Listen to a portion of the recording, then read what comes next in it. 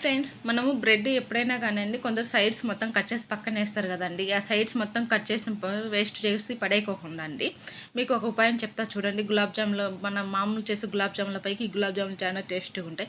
ఏం లేదండి, అట్లా కట్ చేసినటువంటి ముక్కల్ని ఒక మిక్సీ కప్లో వేసేసి మెత్త పొడిలాగా చేసి పక్కన పెట్టుకోవాలండి.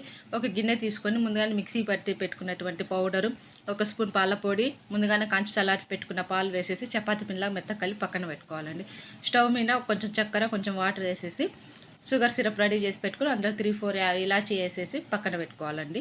తర్వాత ముందుగానే మనం నీట్గా చపాతీ పిండిలా పిసి పెట్టుకున్నటువంటి బ్రెడ్ పొడిని నీట్గా మనం చిన్న చిన్న గులాబ్ జామ్ బాల్స్ లాగా రౌండ్గా చుట్టేసుకోనండి.